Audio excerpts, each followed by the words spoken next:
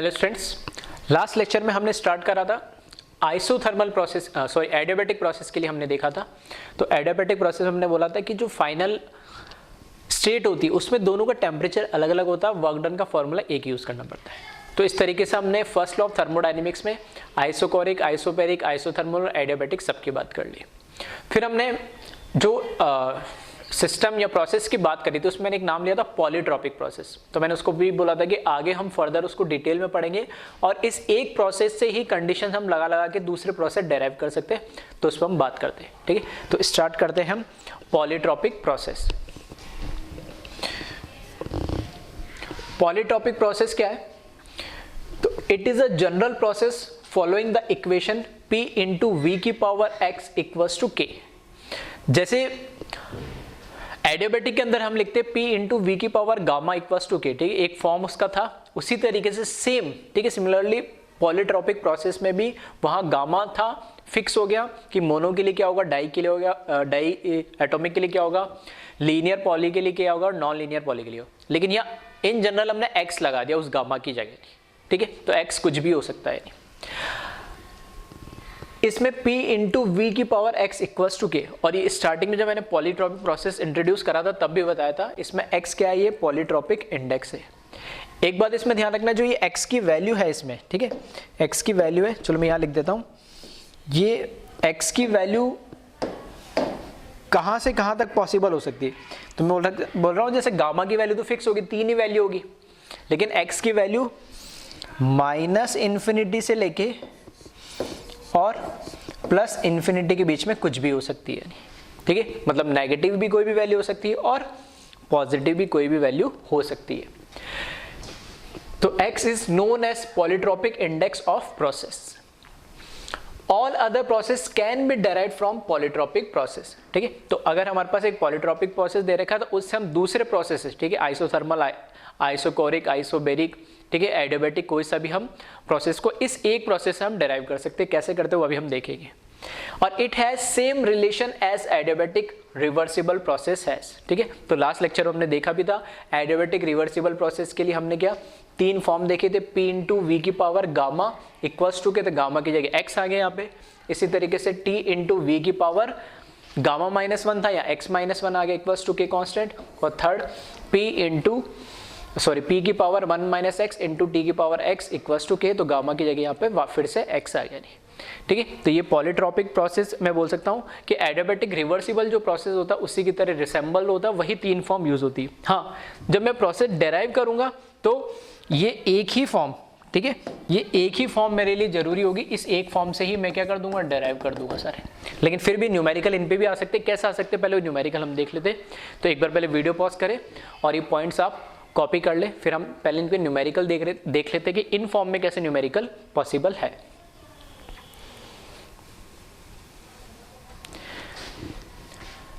ठीक है, तो क्वेश्चन दे रखा है यहाँ पे, calculate polytropic index for following.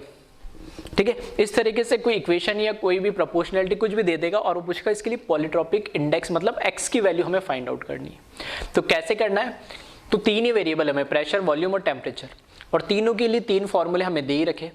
तो जो भी रिलेशन दे रखा हो, ठीक है, पीवी के बीच में दे रखा हो कुछ तो मैं ये फॉर्म देखूंगा, टीवी के बीच में दे रखा है तो ये फॉर्म देखूंगा, और पी और टी के बीच में दे रखा है तो ये फॉर्म देखूंगा। इस फॉर्म से मैं क्या करूंगा, जो हमें क्वेश्चन दे रहेगा उसको रिसेंबल करूंगा और वहां से x की वैल्यू फाइंड आउट करने की कोशिश करूंगा। नहीं, ठीक है, तो जैसे इसमें दे रखा P is proportional to V, तो किस तरीके से करेंगे, तो देखना है इसमें P प्रोपोर्शनल टू V है, तो प्रोपोर्शनलिटी कांस्टेंट हटाने के लिए मैंने कोई K लगा दिया इंटू V। इसको मैं क्या लिख सकता हूँ, P upon V equals to कोई प्रोपोर्शनलिटी कांस्टेंट K। इसको v को जब ऊपर ले जाऊंगा तो v की पावर क्या हो जाएगा, -1 हो जाएगा। आ रही बात समझ में। अब हमारे पास, ठीक है, इज इक्वल्स टू के, और हमारे पास जो p और v के बीच में रिलेशन है, ठीक है, तो उससे मैं क्या कर रहा हूँ, इसको क्या कर रहा हूँ, कंपेयर कर रहा हूँ। तो हमारे पास रिलेशन क्या है, p इंटू वी की पावर x इक्वल्स टू के कांस्टेंट होता है। तो इसको मैंने इक्वेशन नंबर 1 दिया, इसको इक्वेशन नंबर 2 दिया, जो हमारे पास इक्वेशन होती है पॉलीट्रॉपिक प्रोसेस की, उससे इसको कंपेयर कर रहा हूँ। तो कंपेयर करेंगे तो p की पावर 1 यहाँ पे भी 1 है, v की पावर -1 और यहाँ v की पावर x दैट इज मैं क्या बोल सकता हूँ यहाँ से x इक्वल्स टू -1। तो पॉलीट्रॉपिक इंडेक्स यहाँ पर क्या आ जाएगा x इक्वल्स टू -1। ठीक है, तो इस तरह के आपको क्वेश्चंस देखने को मिल जाएंगे जिसमें आपको जो भी फॉर्म दे रखा है उसको हमारे पास जो 3 फॉर्म ऑलरेडी प्रेजेंट है पीवी, टीवी और पीटी के बीच में, उस फॉर्म में लेके आना है और वहां से आपको कंपेयर करके इसको x की वैल्यू कैलकुलेट करनी है। ठीक है, तो कॉपी करें इसको वीडियो पॉज करके, 1-2 एग्जांपल और देखते हैं हम। नेक्स्ट देखिए,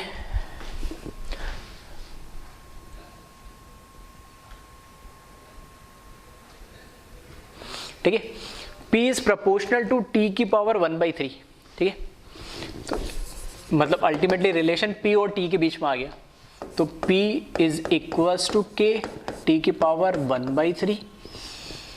T को नीचे ले जाता हूं, P अपॉन T की power 1/3 is equals to K, ऊपर ले जाऊंगा तो P इंटू T की power -1/3 is equals to K। Clear है, ये तो हो गया हमारे पास क्या,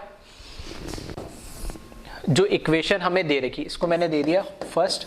अब इसको मेरे को कंपेयर करना है हमारी ओरिजिनल इक्वेशन से, और P और T के बीच में जो रिलेशन होता है, ठीक है, वो क्या है, P की पावर 1 - x इंटू T की power x equals to K। ठीक है, यहां से आप देख ले, P की पावर 1 - x इंटू T की power x equals to K, ये रिलेशन होता है। तो इससे हमें क्या करना है, इसको कंपेयर करना है। अब दिक्कत क्या आ रही है, यहाँ पर इधर तो P की पावर 1 - x आ रही और यहाँ P की पावर कुछ नहीं दे रखा है, मतलब कुछ नहीं दे रखा, मतलब P की पावर क्या 1 है।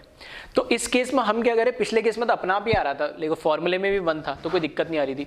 अब की बार हमें क्या करना है, यहाँ पे जो हमारे पास ओरिजिनल फॉर्म है, ठीक है, ओरिजिनल जो फॉर्म है उसके अंदर हमें क्या करना है, P की पावर को भी आप क्या करो 1 बना लो, ताकि कंपेयर करने में थोड़ा आसान हो।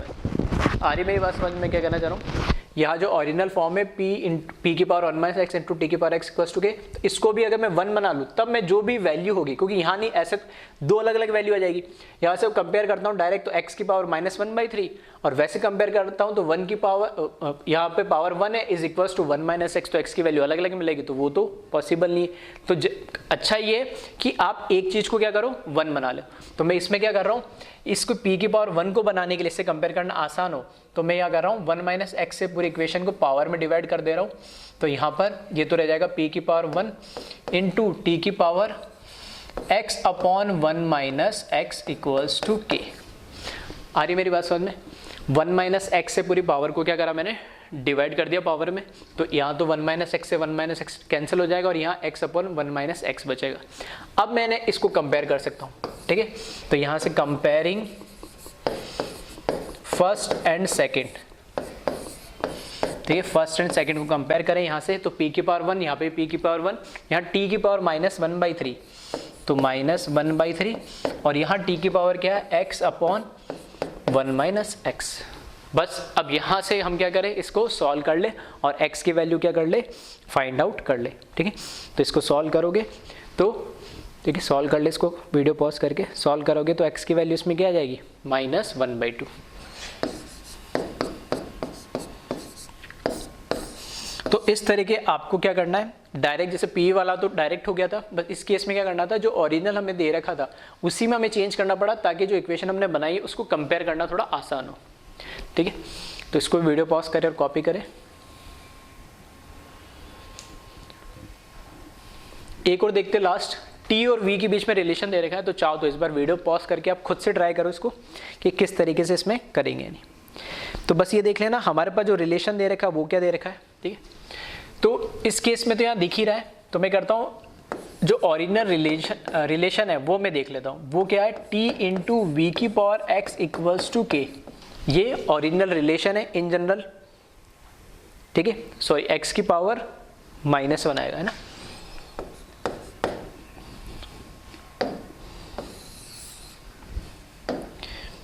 T,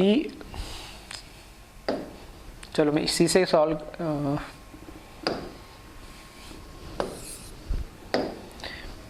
T इंटू वी की power x -1 equals to K।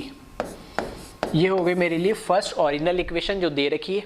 ठीक है, इससे मेरे को कंपेयर करना है जो गिवन इक्वेशन है। तो इसको मैं कंपेयर करूँ तो क्या करना पड़ेगा, यहाँ पे t की पावर 1 है और यहाँ t की पावर 2 है, तो इसको भी 1 बनाना पड़ेगा उसको, तो उसको मैं 1 बना लेता हूँ। तो यहाँ से इस इक्वेशन को मैं लिख रहा हूँ t की power 2 v cube equals to k, और 1 बनाने के लिए क्या करूँ, पावर में 2 से डिवाइड कर दूँ इंटू v की पावर 3/2 इक्वल्स टू k। बस अब हम आसानी से इसको क्या कर सकते हैं, कंपेयर कर सकते हैं। ठीक है, तो इसको इक्वेशन नंबर 2 लिख देता हूँ, और यहाँ पे कंपेयरिंग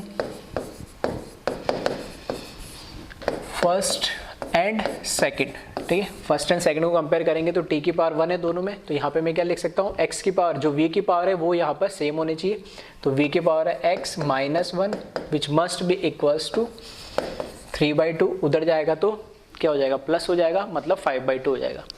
x की वैल्यू यहाँ से 5/2। तो इस तरह के क्वेश्चन आपको, ठीक है, बोर्ड कंपटीशन एग्जाम में आसानी से देखने को मिल सकते हैं। सिंपल टाइप के होते हैं, बस आपको कंपेयर करना है, तो उनकी वैल्यू आपको फाइंड आउट करनी है। तो इसको वीडियो पॉज करें और कॉपी कर लें। अब जो हम बात करने वाले पॉलीट्रॉपिक प्रोसेस में, इस एक फॉर्मूले से p इंटू वी की power x equals to k से हम कैसे अलग अलग फॉर्म को डेराइव करेंगे, उस पर हम बात करते हैं। तो derivation of other process from polytropic process. ठीक है, तो पहला जो हमारा प्रोसेस है इसमें, ठीक है, जिसको हमें डेराइव करना है पॉलीट्रॉपिक प्रोसेस से, वो लिख रहा हूँ मैं आइसोथर्मल। ठीक है, जो फर्स्ट है वो है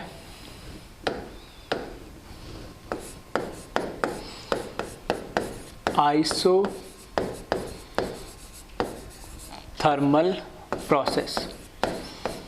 आइसोथर्मल का मतलब क्या आ गया, टेम्परेचर क्या होना चाहिए इसमें, कांस्टेंट होना चाहिए। ठीक है, आइसोथर्मल प्रोसेस के लिए टेम्परेचर क्या होना चाहिए, कांस्टेंट होना चाहिए। और हमें जो इक्वेशन दे रखी है वो क्या दे रखी है, फ्रॉम पॉलीट्रॉपिक प्रोसेस। ठीक है, वैसे तो किसी भी इक्वेशन से कर सकते हो, लेकिन मैं पीवी से ही कर रहा हूँ ताकि उसी से एक सिमिलरिटी रहे और बाकी फॉर्म याद भी नहीं रहे। ठीक है, ये तो एटलीस्ट याद रहना ही चाहिए आपको, इक्वल्स टू के। ये है पॉलीट्रॉपिक प्रोसेस। इससे हमें क्या करना है, इसको डेराइव करना है। तो अब कैसे करेंगे डेराइव करना, मतलब सिंपल से लॉजिक की वाली बात है कि यहाँ पे के लगा हुआ है कांस्टेंट, आइसोथर्मल है। ठीक है, तो P इंटू वी की पावर x ये कांस्टेंट है। हमें पता है आइडियल गैस इक्वेशन जो होती है IgE जो होती है वो होती है, ठीक है, IgE जो होती है वो होती है PV is equals to nRT। सही है, आइसोथर्मल हो गया, दैट मीन्स क्या हुआ, आइसोथर्मल होने का मतलब है कि क्लोज सिस्टम के लिए मैं बोल सकता हूँ नंबर ऑफ मोल्स कांस्टेंट। ठीक है, ये यूनिवर्सल गैस कांस्टेंट और टेम्परेचर कांस्टेंट, ये तो पूरा हो गया कांस्टेंट। दैट मीन्स जो K है, ठीक है, जो K है वो nRT के बराबर हो गया एक तरीके से, क्योंकि K भी कांस्टेंट है और ये तीनों भी क्या है, कांस्टेंट हो गए। अब कांस्टेंट हो गए तो ये किसके बराबर होने चाहिए, PV के बराबर होने चाहिए आइसोथर्मल प्रोसेस के लिए। तो अगर मैं कंपेयर करूं, ये PV के बराबर कब होगा, जब x की वैल्यू यानी पॉलीट्रॉपिक इंडेक्स की वैल्यू क्या है। अल्टीमेटली हमें बताना क्या होता है कि कौन से प्रोसेस के लिए पॉलीट्रॉपिक इंडेक्स की कौन सी वैल्यू ले ताकि वो प्रोसेस बन जाए।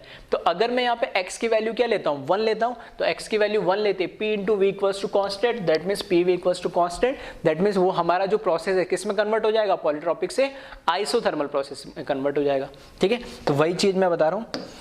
देयरफॉर x इक्वल्स टू क्या ले लें हम, इसमें 1 ले लें, और x इक्वल्स टू जैसे ही हम 1 लेंगे तो यहाँ पे जो इक्वेशन है, ठीक है, वो किस में कन्वर्ट हो जाएगी, P इंटू वी की power 1 is equals to constant. That is क्या हो जाएगा, ये प्रोसेस आइसोथर्मल हो जाएगा। ठीक है, तो बस अल्टीमेटली आपको पॉलीट्रॉपिक जो हमारे पास प्रोसेस है उसकी वैल्यू आपको बतानी कि कौन सी हम यहाँ पर ले। ठीक है, तो इसको कॉपी कर ले, फिर देखते हैं हम नेक्स्ट प्रोसेस के लिए।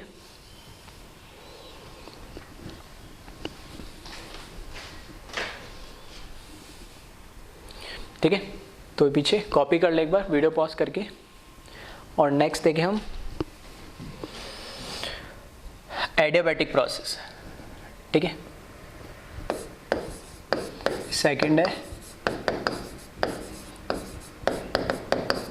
एडियाबैटिक।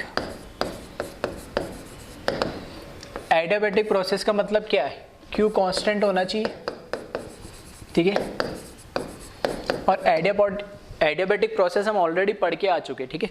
एडियाबैटिक प्रोसेस हम ऑलरेडी पढ़ के आ चुके हैं। और एडियाबैटिक प्रोसेस के अंदर हम क्या बोलते हैं कि अगर प्रोसेस एडियाबैटिक है, ठीक है, एडियाबैटिक स्पेशली रिवर्सिबल की हम बात करें, ठीक है, तो इस केस में डायरेक्टली हम बोल सकते हैं कि P इंटू वी की पावर गामा इक्वल्स टू के आना चाहिए। नहीं मतलब P इंटू वी की पावर गामा इक्वल्स टू के या कांस्टेंट आ रहा है, दैट मीन्स वो प्रोसेस किस में कन्वर्ट हो जाएगा?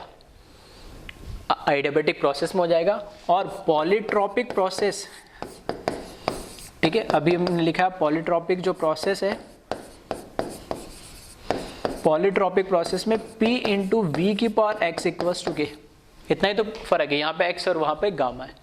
दैट मीन्स अगर आपको किसी पॉलीट्रॉपिक प्रोसेस को एडियाबैटिक प्रोसेस में कन्वर्ट करना है तो उसका जो पॉलीट्रॉपिक इंडेक्स है वो एडियाबैटिक में इस पॉइजन्स रेशियो के क्या होने चाहिए? बराबर होना चाहिए, ठीक है। तो यहाँ पर फिर से if x is equals to gamma, ठीक है, अगर x इक्वल्स टू मैं गामा ले लूँ देन ये किस में कन्वर्ट हो जाएगा? ठीक है, देन ये कन्वर्ट हो जाएगा P इंटू वी की पावर गामा इक्वल्स टू के, दैट इज एडियाबैटिक प्रोसेस।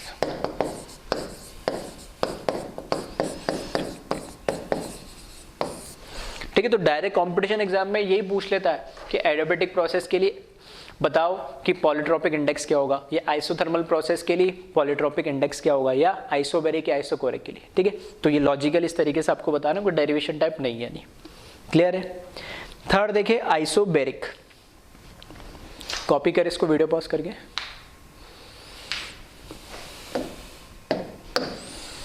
ठीक है, थर्ड देखिए isobaric.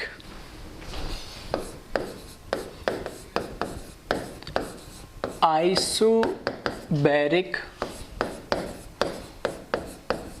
Process that means P is equals to constant, यही होता है इसका मतलब। अब आइसोबैरिक मतलब P इक्वल्स टू कांस्टेंट, तो मुझे क्या करना, प्रेशर को कांस्टेंट बनाना है। तो हमें जो पॉलीट्रॉपिक प्रोसेस दे रखा है, ठीक है, पॉलीट्रॉपिक प्रोसेस हमें दे रखा है P इंटू वी की पावर x इक्वल्स टू के। अब ऐसा क्या करूं कि प्रेशर कांस्टेंट बन जाए? P इंटू वी की पावर x तो कांस्टेंट है, लेकिन सिर्फ मेरे को प्रेशर कांस्टेंट बनाना है, मतलब इस टर्म को हटाना है, तब क्या बन जाएगा? Pressure constant. और प्रेशर कांस्टेंट होते ही मैं उसको क्या बोल दूंगा? Isobaric process. दैट मीन्स यहां पर मेरे को क्या करना है कि x की वैल्यू क्या लूं? अगर मैं ये v को हटाना है, मतलब किसी भी नंबर की पावर क्या कर दो, 0 कर दो, तो वो नंबर क्या बन जाएगा? 1, या वो वैल्यू क्या बन जाएगी? मैं 1000 की पावर क्या कर देता हूँ? 0, तो भी वो 1000 की पावर 0 बराबर क्या हो जाएगा? 1। या 10 की या 5 की पावर क्या कर देता हूँ मैं? 0, तो भी वो क्या बन जाएगा? 1। मतलब किसी की भी पावर में 0 बना दूँ तो वो पूरा नंबर क्या किस में कन्वर्ट हो जाएगा? 1। और 1 इंटू पी करोगे तो p रहेगा, ठीक है। तो मैं इस तरीके से अगर ऐसा कर दूँ, इफ x इक्वल्स टू क्या ले लूँ मैं? 0। इफ x इक्वल्स टू मैं 0 ले लूँ, तब यहाँ पर P इंटू वी की पावर 0 इक्वल्स टू के, और v की पावर 0 का मतलब हुआ 1। दैट मीन्स यहाँ पे प्रेशर क्या हो गया? कांस्टेंट हो गया, दैट इज आइसोबैरिक प्रोसेस। आ रही बात समझ में? तो इस तरीके से आपको ये अल्टीमेटली पॉलीट्रॉपिक प्रोसेस की या पॉलीट्रॉपिक इंडेक्स की वैल्यू क्या लेनी वो बतानी। और इसी तरीके से, ठीक है, चाहो तो खुद ट्राई कर सकते हो आइसोकोरिक प्रोसेस, और उसमें क्या होता है? वॉल्यूम कांस्टेंट, और वॉल्यूम कांस्टेंट है, दैट मीन्स वहां पर, ठीक है, पॉलीट्रॉपिक इंडेक्स की वैल्यू क्या लेंगे वो हमें बतानी है। नहीं, ठीक है, तो इसको वीडियो पॉज करके कॉपी कर ले।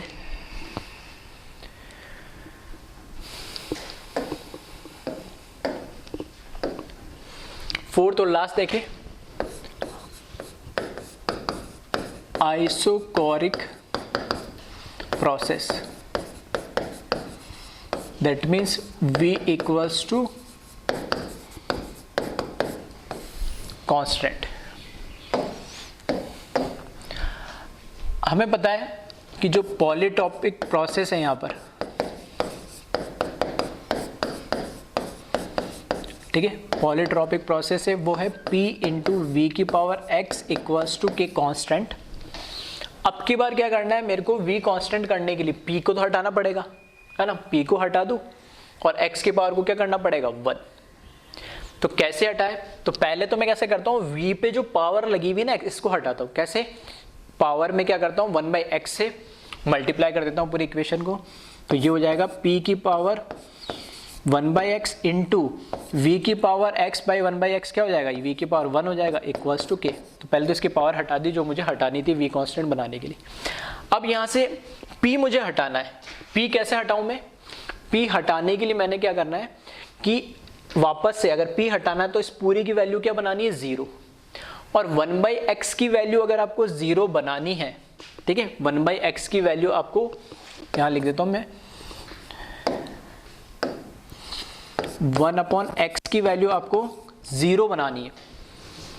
तो x की जगह क्या रखूं मैं, तो मैथमेटिक्स में पढ़ते हैं अगर मैं 1x की जगह क्या रख दूं, इन्फिनिटी रख दूं, तो वो क्या बन जाएगा 0 बन जाएगा। बस वही काम यहाँ कर रहे हैं कि x की जगह, ठीक है, क्या रखो, इन्फिनिटी रख दो, तो 1/infinity into V equals to के विच बिकम्स 1/infinity का मतलब क्या हो गया 0 इंटू वी की पावर k, और यहाँ से क्या हो जाएगा p की पावर 0 मतलब v इक्वल्स टू k हो जाएगा, ठीक है।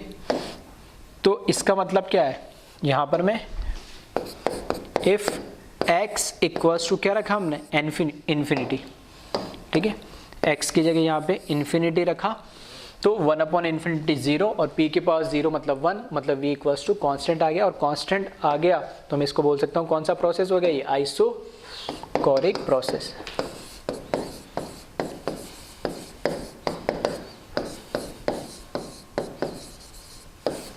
ठीक है, तो इस तरीके से मोर देन इनफ है पॉलीट्रॉपिक प्रोसेस के बारे में, जिसमें हम दो चीज़ मैंने बताई है, एक तो 3 फॉर्मूले वैसे आप ध्यान रखो अगर कभी पॉलीट्रॉपिक प्रोसेस आपसे डायरेक्टली पूछ ले, और इनकेस कभी ये पूछ ले कि किसी भी प्रोसेस को पॉलीट्रॉपिक से किस particular process isobaric, isochoric, adiabatic, isothermal में कन्वर्ट करना है, तो उस केस में पॉलीट्रॉपिक इंडेक्स की वैल्यू क्या आपको लेनी है, तो वो मैंने 1 बाय 1 लॉजिकली आपको समझा दी। ठीक है, तो इसको वीडियो पॉज करके कॉपी कर ले।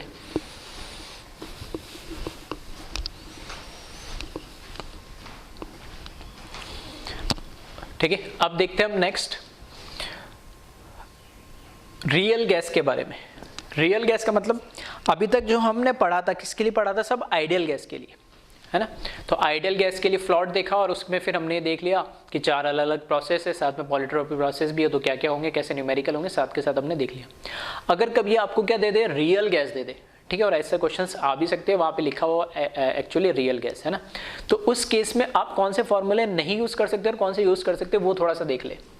पहले तो ये जो वर्क डन वाला फॉर्मूला है, ठीक है, ये क्या है, एक यूनिवर्सल फॉर्मूला है, तो इसमें तो कोई दिक्कत ही नहीं है। W equals to negative of integral of P external dv, या पी dv लिख दो या एक्सटर्नल लगा दो, ठीक है, कोई दिक्कत नहीं। फ्लॉट जो है universal formula delta equals to Q plus W, ये भी कोई दिक्कत नहीं है। ध्यान रखना यहाँ पे change in enthalpy, change in internal energy. जो हमने फॉर्मूला जब एंथैल्पी पढ़ा था तब मैंने बताया था H is equals to U plus PV, ठीक है।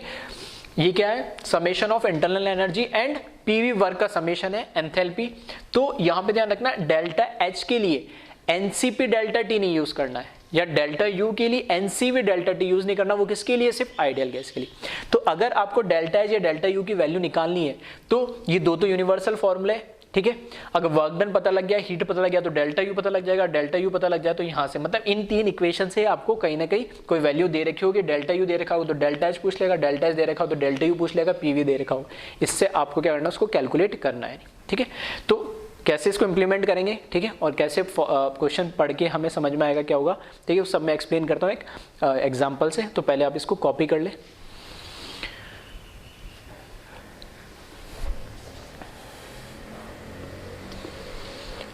ठीक है, अब देखिए इसमें इस पे एक न्यूमेरिकल देखते। अ रियल गैस, ठीक है, इस तरीके से आपको लिखा हुआ मिलेगा, कोई उसमें दिक्कत नहीं आएगी आपको। A real gas is subjected to an adiabatic process, ठीक है, प्रोसेस कैसा है, एडियाबैटिक है, फ्रॉम 2 ATM 40 लीटर 300 केल्विन, ये एक स्टेट हो गई इसकी, जो पहली स्टेट है उसमें 2 ATM प्रेशर है, 40 लीटर उसका वॉल्यूम है, 300 केल्विन उसका टेम्परेचर है, 4 बार 30 लीटर एंड 400 केल्विन। जो स्टेट 2 फाइनल स्टेट पे पहुंचा तब इसका प्रेशर 4 बार हो गया, 30 लीटर हो गया, 400 क्या हो गया, केल्विन हो गया, against a constant external pressure of 4 bar. Against a constant external pressure of 4 बार का मतलब क्या हुआ, कांस्टेंट प्रेशर कब रहता है एक्सटर्नल, जब प्रोसेस कैसा हो, इरिवर्सिबल हो, ठीक है। तो इस तरीके से लैंग्वेज पढ़ के समझ में आना चाहिए। एडियाबैटिक है मतलब एडियाबैटिक इरिवर्सिबल प्रोसेस है ये, ठीक है, लेकिन वो सारे फॉर्मूला में यूज नहीं करना है, इनसे ही हमें काम करना है, ठीक है। दूसरा आप देखोगे तो वॉल्यूम 40 लीटर से क्या हो गया, 30 लीटर हो गया, यानी तो ज्यादा से कम हुआ मतलब क्या, पिस्टन नीचे है मतलब कंप्रेशन हुआ, यानी। और ऑब्वियस सी बात है, जब कंप्रेशन होगा तो प्रेशर बढ़ेगा तभी तो। पहले मान लो इधर कुछ था, इधर 40 लीटर, उस पर मैंने कुछ वेट रखा तो प्रेशर बढ़ा, तो फिर उस प्रेशर जो क्रिएट हुआ 4 बार का, ठीक है, उस एक्सटर्नल कांस्टेंट प्रेशर पे ही वो क्या हुआ, कंप्रेशन का प्रोसेस हुआ, ठीक है। तो इस तरीके से क्वेश्चन पढ़ के आपको सब कुछ समझ में आनी चाहिए। तो मैं स्टार्ट करता हूँ, पहले तो मैं लिख देता हूँ ये एडियाबैटिक इरिवर्सिबल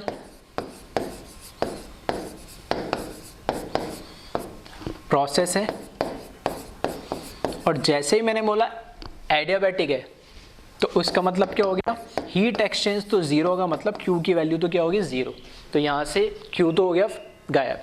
अब डेल्टा एच, डेल्टा यू और W मेरे को कैलकुलेट करना है। अब W के लिए वर्क डन का जो फॉर्मूला है, negative of integral V1 to V2 P external into DV, ठीक है, यूनिवर्सल फॉर्मूला ये तो यहाँ पर वैल्यू रख दो। P external constant external pressure है, ठीक है, against a constant external pressure of 4 बार, तो ये तो कांस्टेंट तो बाहर आ जाएगा। तो यहाँ पर मैंने लिखा -4 एज इट इज। वॉल्यूम कहाँ से चेंज हो रहा, 40 लीटर टू 30 लीटर, तो V1 है 40 टू 30, ठीक है, और इसका इंटीग्रेशन करना हमें किसका, DV का, तो -4 DV का इंटीग्रेशन करोगे तो V, और यहाँ पर क्या अपर लिमिट लिखोगे 30 माइनस लोअर लिमिट 40, तो ये आ जाएगा।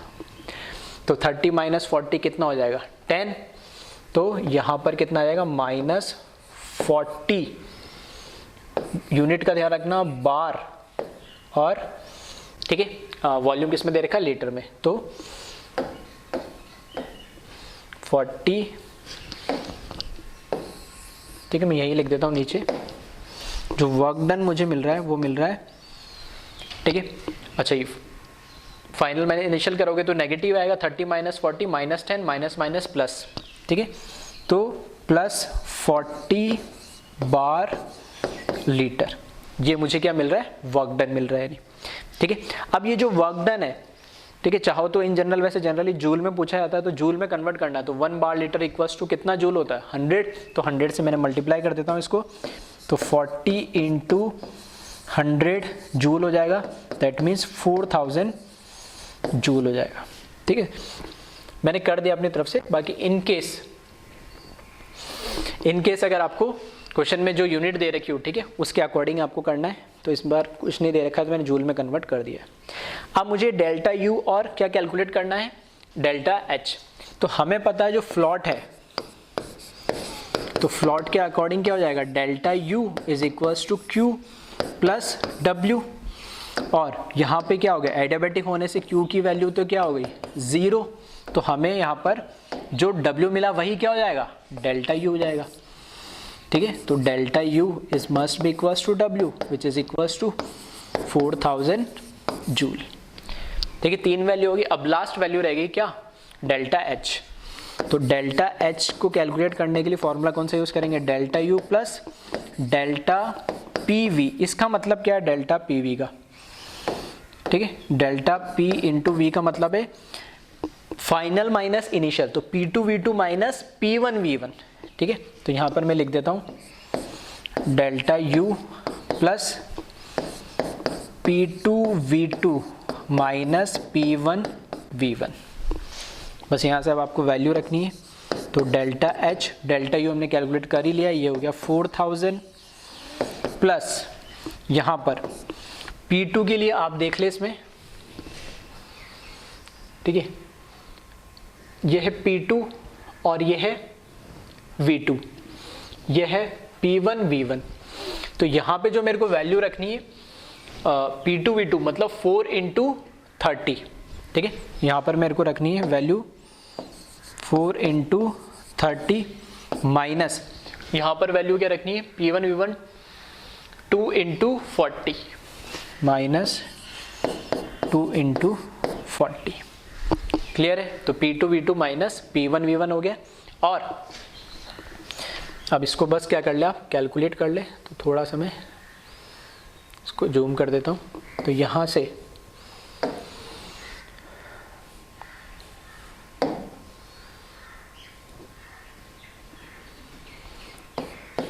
ठीक है, तो यहाँ से आप इसको कैलकुलेट कर लेना। तो ये 4000 तो एज इट इज़ है, माइनस को कर लेना ये। तो ध्यान रखना ये थोड़ा जूल में है और ये अभी किस में चल रहा है, बार लीटर में ही चल रहा है। नहीं तो इसके चलो ऐसा करता हूँ मैं, यहीं पे क्या करता हूँ मल्टीप्लाई बाय 100 कर देता हूँ, ताकि ये वाला टर्म भी किस में कन्वर्ट हो जाए, जूल में कन्वर्ट हो जाए।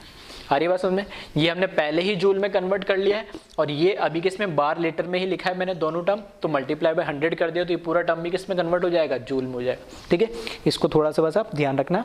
और इसको जब आप कैलकुलेट कर लोगे फाइनली, ठीक है, तो डेल्टा एच की जो वैल्यू आएगी वो आ जाएगी 8000 जूल आ जाएगी।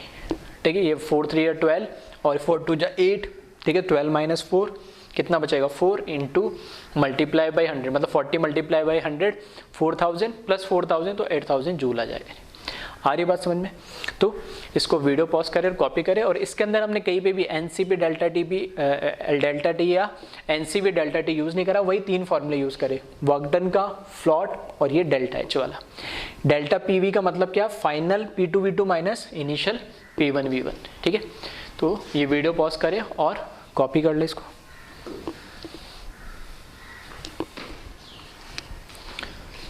ठीक है, इसी तरीके से अब देखें इसमें नेक्स्ट दे रखा है, जैसे आइडियल गैस है उसी तरीके से हमने रियल गैस की बात करी, उसी तरीके से कोई सॉलिड या लिक्विड हो उसके लिए हम देखते हैं। तो वही यूनिवर्सल फॉर्मूला वर्क डन का यूज़ होगा, फ्लॉट है ये तो यूज़ होगा ही, और डेल्टा एच ये इसके अंदर भी यूज़ होगा। हाँ, सॉलिड में एक चीज़ ध्यान रखना कि यहाँ पर आप डेल्टा एच हो या डेल्टा यू हो, क्योंकि दोनों में हम क्या यूज़ करते हैं, स्पेसिफिक या हम बोल सकते हैं मोलर हीट कैपेसिटी। इसके लिए तो कांस्टेंट प्रेशर पर, इसमें molar heat capacity eight constant volume. तो यहाँ पे Cp और यहाँ पे Cv। तो इस केस में अगर कभी ऐसे सॉलिड और लिक्विड का आपको न्यूमेरिकल दे रखा हो तो उस केस में भले डेल्टा एच या डेल्टा यू हो, उसके लिए आप डायरेक्टली क्या कर सकते हो, स्पेसिफिक हीट दे रखी हो तो आप डायरेक्टली कैलकुलेट कर लेना यहाँ पे कि यहाँ पे जो Cp होगा वो Cv या एक कॉमन टर्म मैंने लिख दिया C। ठीक है, सॉलिड और लिक्विड के लिए specific heat at constant pressure या specific heat at constant volume दोनों ऑलमोस्ट इक्वल होती है, तो उसको मैंने एक C से रिप्रेजेंट कर दिया, इसलिए दोनों का फॉर्मूला मैंने सेम लिख दिया। ठीक है, अगर कभी स्पेसिफिक हीट दे रखी तब आप यूज़ करोगे, अदरवाइज नहीं दे रखा है तो फिर तो यूज़ करने का वैसे भी कोई, ठीक है, पॉसिबिलिटी नहीं है। तो इसको कॉपी करें, इनके लिए फॉर्मूले, इस पर भी एक न्यूमेरिकल लेते हो और उससे हम, ठीक है, एक आइडिया लेते हैं किस तरीके से इस पर क्वेश्चन आते हैं और कर सकते हैं उसको। क्वेश्चन देखिए इस पे, 1 मोल ऑफ अ लिक्विड, ठीक है, लिखा है यहाँ पे liquid at 1 bar 100 ml is taken in an adiabatic container and pressure increases suddenly to 100 bar and at constant pressure of 100 bar volume decreases by 1 ml। Then calculate delta H, delta U, Q and W. ठीक है, देखने में तो ध्यान से जिसने पढ़ा है और लास्ट क्वेश्चन जिसको अच्छे समझ में आया तो देखने में ऑलमोस्ट क्वेश्चन सेम ही है दोनों।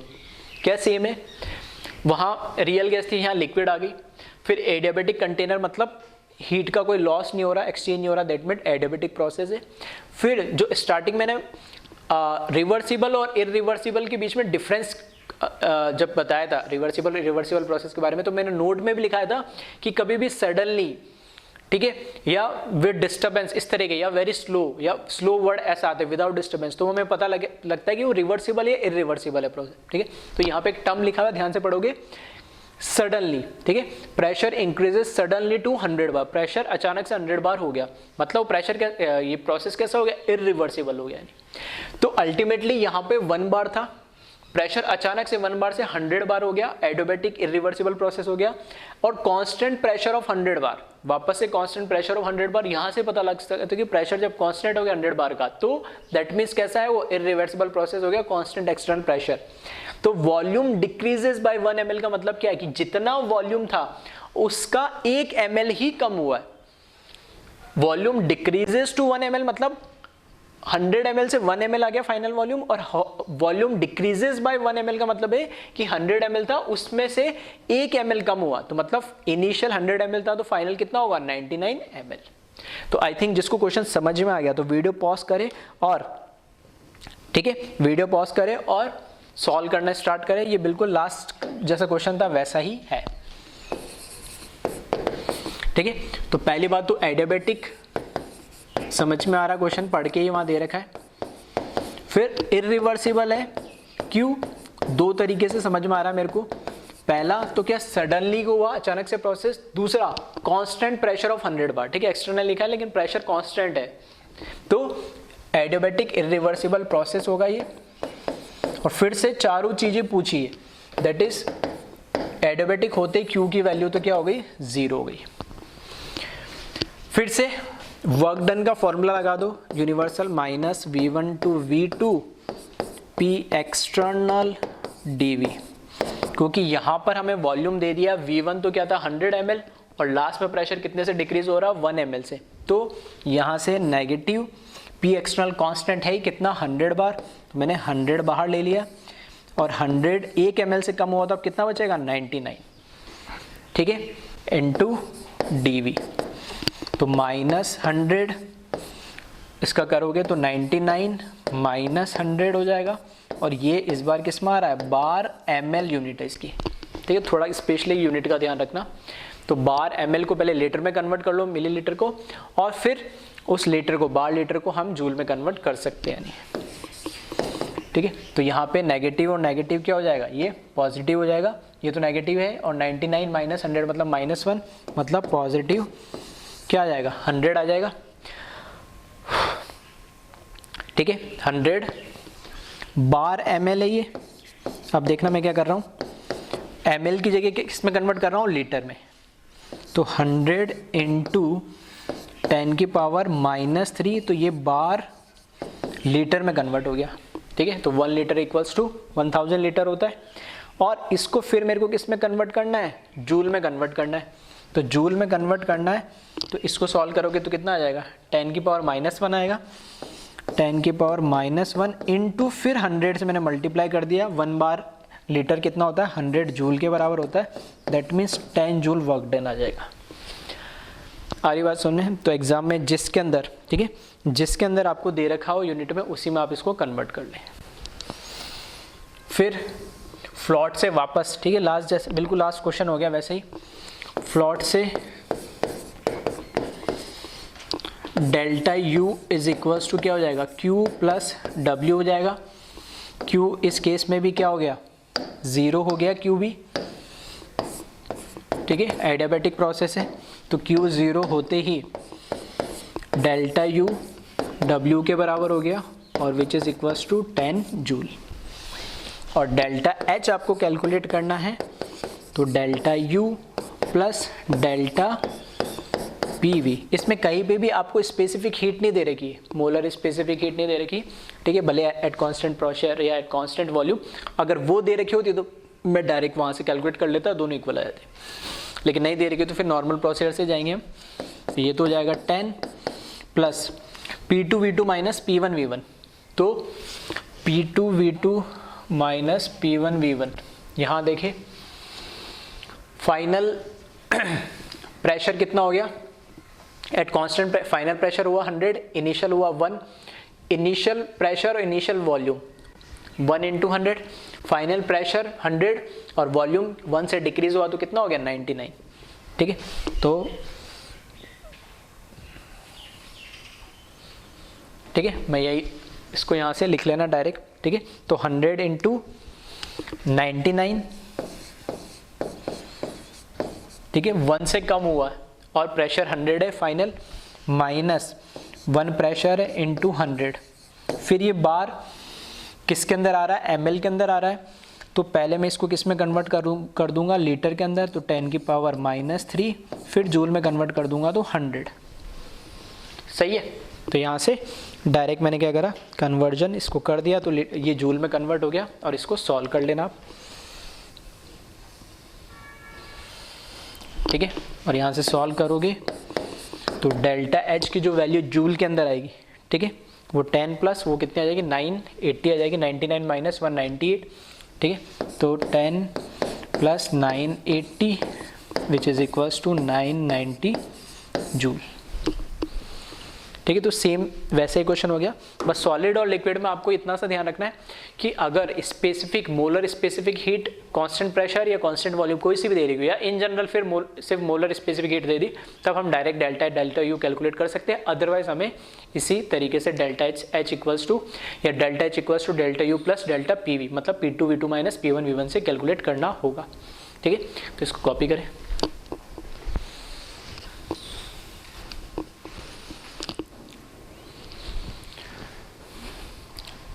ठीक है।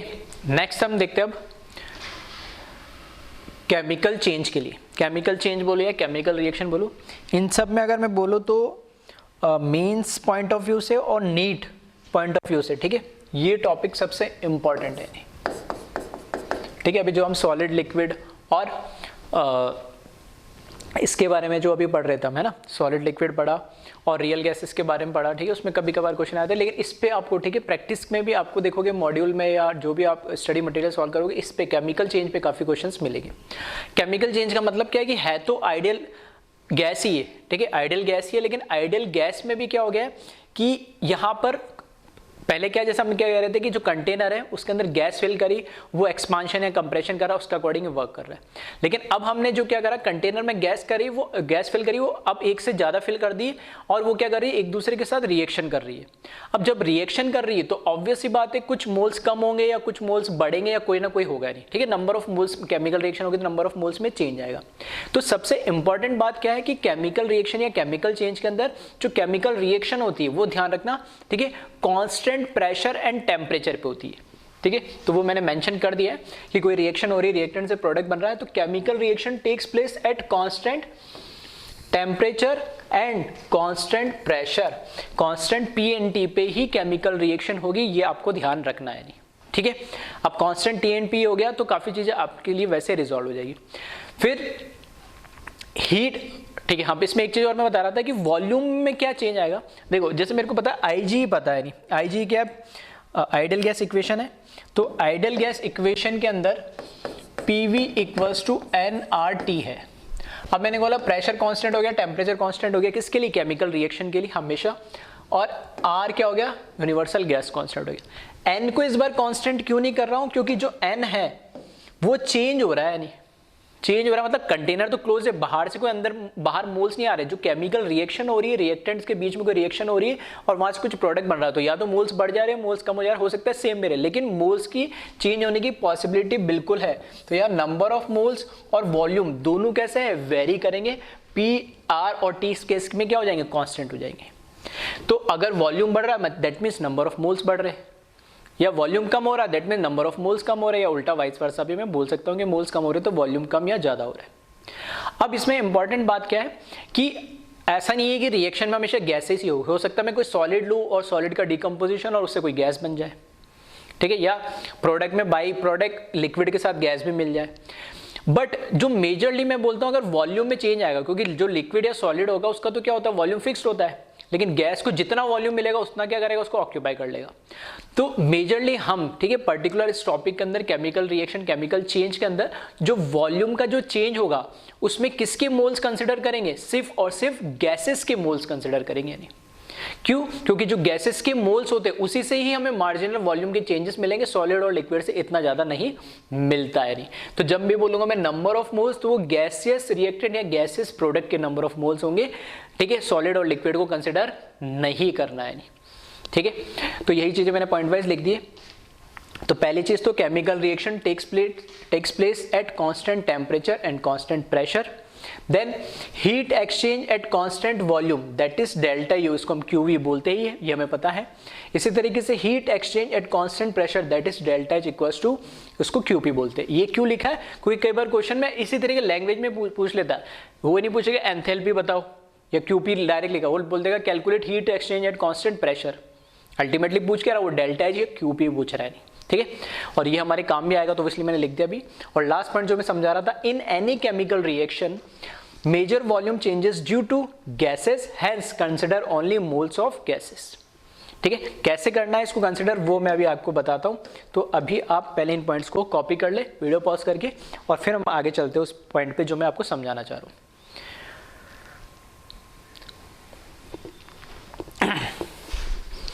ठीक है, अब देखें यहां पे हमें पता है एंथैल्पी के लिए जो हम फॉर्मूला यूज करते हैं क्या, delta H is equals to delta U plus delta of PV, सही है।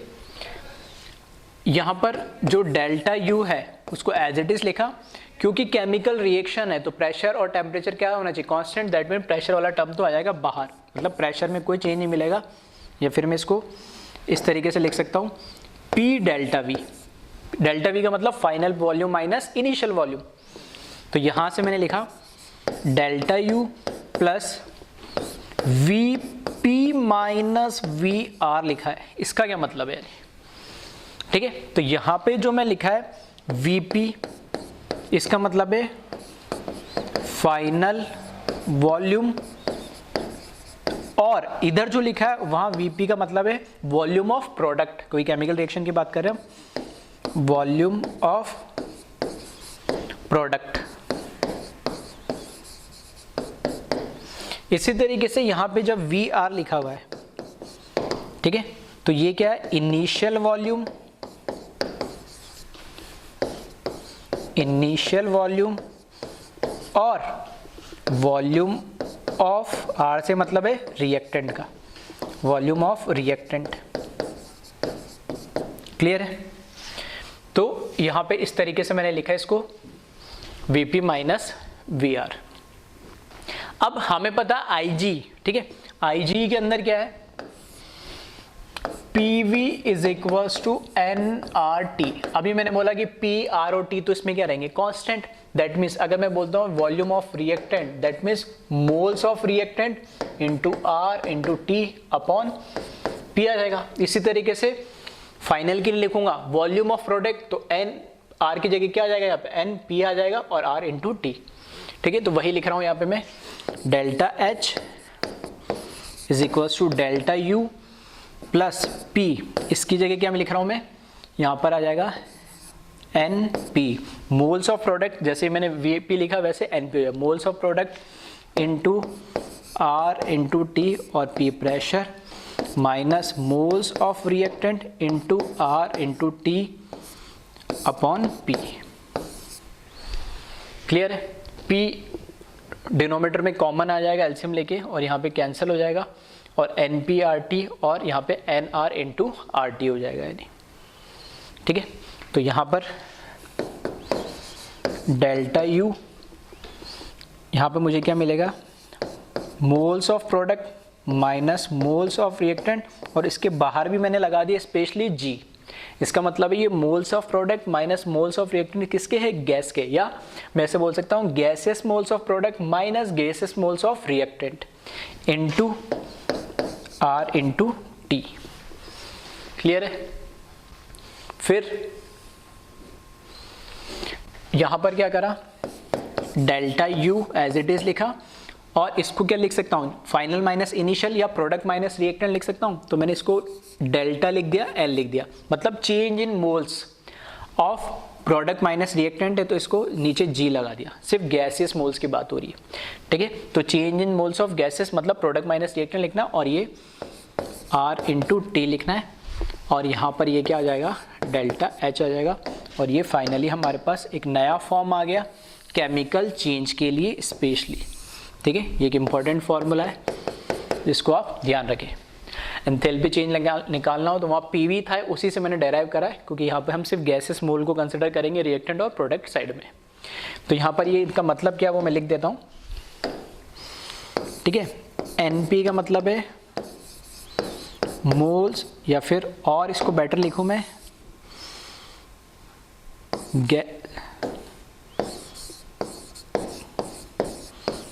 गैसियस मोल्स ऑफ, ठीक है, पी की जगह इसको मैं अभी आर कर देता हूँ पहले, गैसियस मोल्स ऑफ रिएक्टेंट, इसकी जगह एनपी, इसका मतलब क्या हो जाएगा गैसियस मोल्स ऑफ प्रोडक्ट, और डेल्टा एन जी का मतलब क्या है, ठीक है, जी नहीं लगाया मैंने, इसमें डायरेक्ट लिख दिया चेंज इन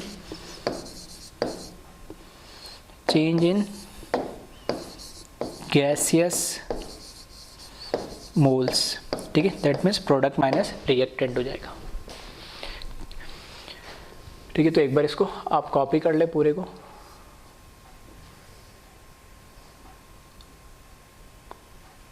ठीक है। Delta H is equals to delta U plus delta P, ये फॉर्मूला हमें पता ही है। पीवी की जगह मैंने प्रेशर कांस्टेंट था तो बाहर ले लिया, ठीक है।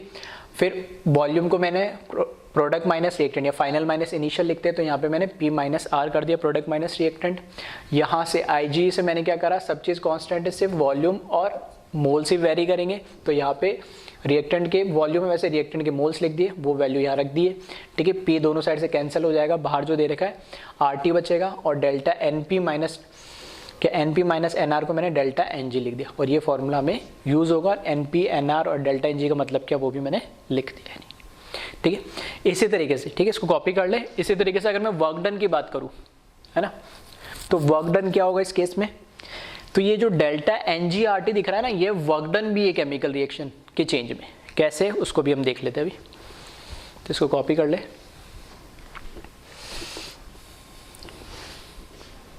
ठीक है। तो अगर मैं बात करूं वर्क डन की, है ना,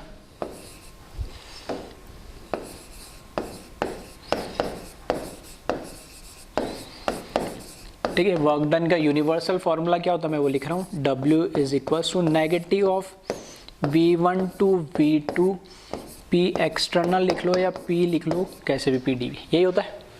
क्योंकि प्रेशर इस केस में क्या होता है, कांस्टेंट होता है, हम बता ही चुके प्रेशर और टेम्परेचर कांस्टेंट होगा, तो प्रेशर कांस्टेंट होने की वजह से यहाँ पे माइनस पी तो आ जाएगा बाहर, ये हो जाएगा V1, ये V2 और ये dV। इंटीग्रल करेंगे तो नेगेटिव P, ये क्या हो जाएगा V2 माइनस V1 आएगा। और स्पेसिफिक अगर मैं लिख दूँ, ठीक है, स्पेसिफिक यहाँ पे लिख दूँ V1 V2 की जगह सब जगह, ठीक है, V1 V2 की जगह यहाँ पे मैं लिख दूँ volume of reactant to volume of product, सही है। तो यहाँ पे volume of reactant to volume of product, फिर volume of product minus volume of reactant, तो वापस Vp माइनस Vr की जगह आप क्या लिख लो, यहाँ पर आ जाएगा Np into R T upon P, ठीक है। तो डायरेक्ट मैं क्या लिख सकता हूँ, Vp की जगह मोल्स लिख दो, प्रोपोर्शनल होता है, तो यहाँ से मैं लिख रहा हूँ, ठीक है। वर्क डन की जगह मैंने लिखा नेगेटिव P, ये बाहर ले लिया, और यहाँ पर लिखा मैंने Np माइनस Nr और RT दोनों के जो कॉमन आएगा वो बाहर ले लिया, और P भी चलो चाहो तो बाहर ले लो, और P से P क्या हो जाएगा, एक तरीके से कैंसिल हो जाएगा, ठीक है। तो यहाँ से नेगेटिव और डेल्टा Np माइनस Nr को क्या लिख सकता हूँ, डेल्टा Ng अभी बताया था, और ये RT, तो डेल्टा Ng RT ही इस केस में क्या होगा, वर्क डन भी होगा केमिकल रिएक्शन या केमिकल चेंज के लिए, ठीक है। तो चाहो दिया लिख देता हूँ मैं, नेगेटिव होगा, बस ध्यान रखना, डेल्टा Ng सॉरी RT,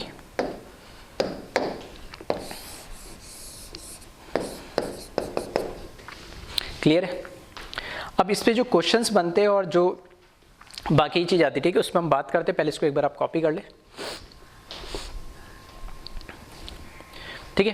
तो यहां से आप इधर देखेंगे पीछे, तो ये फॉर्मूला आया delta H delta U plus delta N G R T.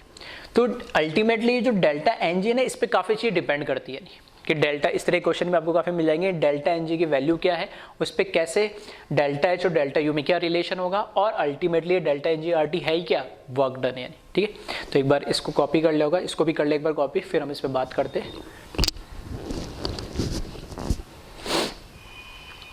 ठीक है, अब मैं यहाँ पे बोलता हूँ, अगर first condition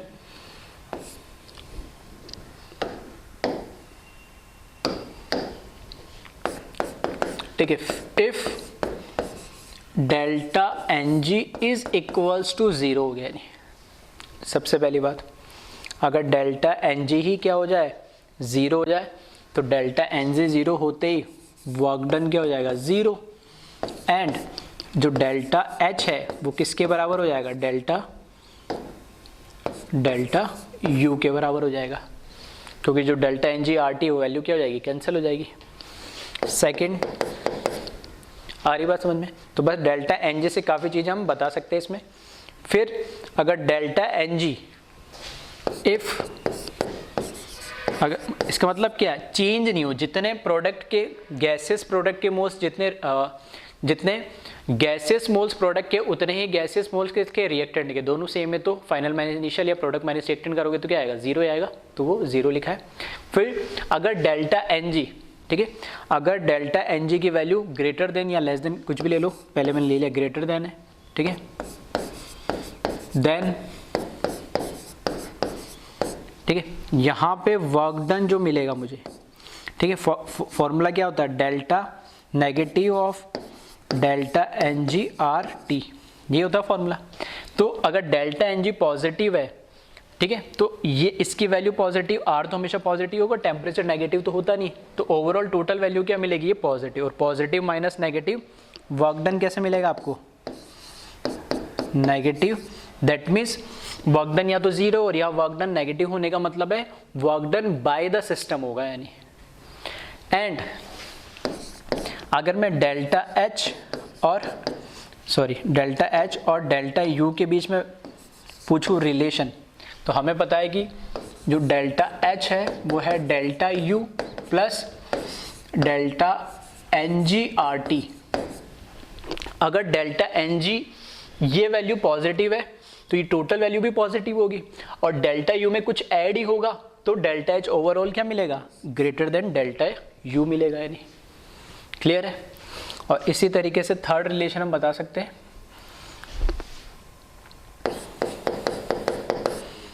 if delta N G less than zero, ठीक है, then delta N G less than zero, then जो वर्क डन होगा, ठीक है, वो क्या हो जाएगा, ये नेगेटिव है ही और डेल्टा एन जी भी नेगेटिव, तो नेगेटिव नेगेटिव क्या हो जाएगा, positive. That means work done on the system या work done by the surrounding हो जाएगा यानी। ठीक है, एंड जो डेल्टा एच होगा, ठीक है, वो डेल्टा एच के केस में क्या हो जाएगा, ये नेगेटिव है तो डेल्टा यू में से कुछ माइनस होगा, माइनस होगा मतलब डेल्टा एच की वैल्यू क्या हो जाएगी, डेल्टा यू से छोटी हो जाएगी। आ रही बात समझ में? तो इस तरीके भी डायरेक्ट ऑब्जेक्टिव में आपको क्वेश्चंस मिल सकते हैं जिसको आप आसानी से देख के कर सकते हैं। तो वीडियो पॉज करें और कॉपी करें। और जो मैं कह रहा था कि कैसे गैसेस मोल्स को रिएक्शंस में कंसिडर करना है, ठीक है, उस पर भी क्वेश्चंस मैं बताया था, वैसे क्वेश्चन भी पूछे जाते हैं तो वो भी इंपॉर्टेंट होते हैं। तो इसको कॉपी करें पहले, ठीक है। तो यहाँ क्वेश्चन लिख दिया मैंने, determine the symbol of work done for following, ठीक है, अल्टीमेटली वर्क डन का सिंबल बताना है, जीरो, नेगेटिव या पॉजिटिव, और जो होगा उसके अकॉर्डिंग मुझे पता लग जाएगा वर्क डन हो ही नहीं रहा है, work done by the system हो रहा है, work done on the system हो रहा है। कैसे पता लगेगा, वो डेल्टा एन जी की वैल्यू। तो पहला मैंने ये दे दिया फॉर्मेशन ऑफ अमोनिया, ठीक है। तो हो सकता है कई बार इस तरीके से सिर्फ नाम दे दे, रिएक्शन तुम्हें खुद लिखना पड़ जाए, ठीक है। तो थर्मोकेमिस्ट्री जो हम थर्मोडायनेमिक्स का अगला पार्ट जो देखेंगे, है ना, उसमें ये रिएक्शंस कैसे लिख जाती है, काफ़ी सारी रिएक्शन हम देखेंगे सारी, ठीक है, कंबशन रिएक्शन, न्यूट्रलाइजेशन रिएक्शन, ठीक है, जो भी जितनी भी रिएक्शंस होती है वो सारी रिएक्शन उसमें हम देखेंगे अभी। तो पहले मैं रिएक्शन तो चलो इसमें लिख ही दिया है, तो अब इसमें आपको बताना है कि W का साइन कैसा होगा। तो चाहो तो वीडियो पॉज करके जिसको आ गया समझ में वो सॉल्व करके वेरीफाई कर सकता है। तो हमें अमोनिया का फॉर्मेशन मतलब नाइट्रोजन प्लस हाइड्रोजन रिएक्ट करके अमोनिया बनाते हैं, जिसको हम क्या बोलते हैं, हैबर्स प्रोसेस बोलते हैं। इसमें आप देखेंगे तो यहाँ पे इनकी स्टेट भी मेंशन होगी ब्रैकेट में स्पेशली, वरना उसके हम नहीं बता सकते। तो यहाँ पे नाइट्रोजन गैस है, हाइड्रोजन गैस है, अमोनिया गैस है। तो अगर मैं कहता हूँ कि number of moles gaseous moles, number of gaseous moles of product, NP का मतलब ये होता है। तो कितने यहाँ पे बैलेंस केमिकल रिएक्शन होने चाहिए, ठीक है। अगर नहीं है तो आप उसको करेंगे, बैलेंस्ड रिएक्शन होना जरूरी है। कहाँ से पता लगेगा हमें, एनपी, एनआर और डेल्टा एनजी की वैल्यू बैलेंस रिएक्शन से, ठीक है। नहीं है तो बैलेंस करेंगे। तो एनपी की वैल्यू तो कितनी हो गई 2 and NR gases mole of reactant की बात करें तो ये भी गैस है, ये भी गैस है, इसके 3 मोल्स, इसके 1 मोल, टोटल कितने हो गए 1 + 3 कितने हो गए 4, ठीक है। अब मेरे को डेल्टा एनजी की वैल्यू निकालनी है। तो डेल्टा एनजी की वैल्यू क्या होती है, NP minus NR, that means product तो दे रखा है 2 माइनस रिएक्टेंट दे रखा 4, तो अल्टीमेटली किस क्या वैल्यू मिल रही है, नेगेटिव। क्योंकि जो वर्क डन होता है ना वो होता है negative of delta N G R T. तो टेम्परेचर का भी नेगेटिव नहीं होगा केल्विन के अंदर, ठीक है। नेगेटिव नहीं होता मतलब क्या, डिग्री सेल्सियस में तो हो जाएगा ना सर माइनस, केल्विन में नहीं होगा यानी, ठीक है। तो टेम्परेचर हमेशा पॉजिटिव, आर हमेशा पॉजिटिव और डेल्टा एन जी डिसाइड करेगा। तो डेल्टा एन जी अगर क्या आ रहा है -2 मतलब नेगेटिव आ रहा है, तो ये पूरी वैल्यू नेगेटिव और आगे नेगेटिव, तो ओवरऑल वैल्यू वर्क डन कैसा मिलेगा तुम्हें, पॉजिटिव। और पॉजिटिव है मतलब work done on the system होगा। आ रही बात समझ में, कॉपी करें इसको वीडियो पॉज करके।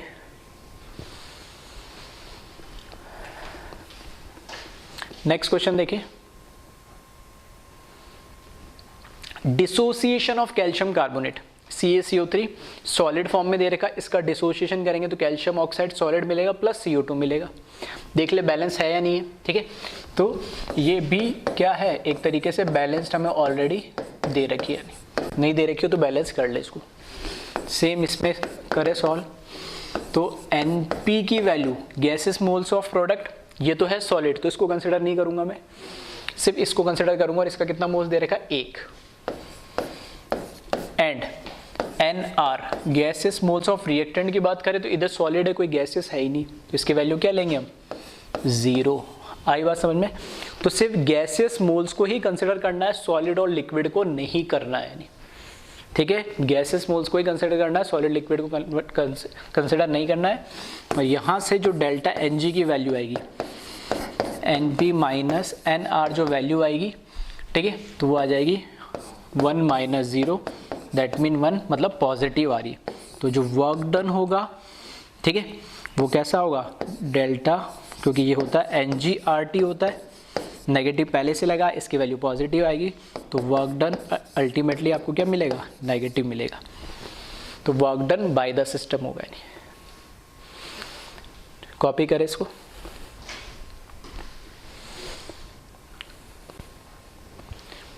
नेक्स्ट क्वेश्चन देखिए, कंबशन ऑफ मीथेन, ठीक है, मीथेन का कंबशन करा रहे, तो यहाँ पे दे रखा मीथेन गैस फॉर्म में है, ऑक्सीजन के साथ रिएक्शन करा रहे, ठीक है, वो भी गैस फॉर्म में, तो उससे हमें CO2 मिल रहा है प्लस H2 लिक्विड बन रहा है। वापस से वही काम करना है, गैसेस मोल्स ऑफ प्रोडक्ट 1 मोल, ये लिक्विड है तो इसको कंसिडर नहीं करेंगे, तो यहाँ पे सिर्फ 1 काउंट करेंगे। गैसेस मोल्स ऑफ रिएक्टेंट की अगर मैं बात करूँ तो यहाँ पे ये भी गैस 1 मोल है, यहाँ पे 2 मोल है, और देख ले इसको बैलेंस्ड है ये भी, ठीक है। सबसे इंपॉर्टेंट पहले तो बैलेंस्ड होने चाहिए, क्योंकि बैलेंस नहीं होगी तो मोल्स गड़बड़ हो जाएंगे। तो 2 + 1 कितना हो जाएगा 3, 1 + 2 = 3 लिख देता हूँ, ठीक है। फिर डेल्टा एनजी की वैल्यू निकालने यहाँ से, NP माइनस NR, तो वो हो जाएगा कितना 1 - 3 = -2, नेगेटिव आ रहा है, तो वर्क डन में तो पहले से एक नेगेटिव लगा हुआ होता है, डेल्टा NgRT, तो ये overall work done negative negative क्या हो जाएगा positive, that means work done on the system. Copy करें इसको भी।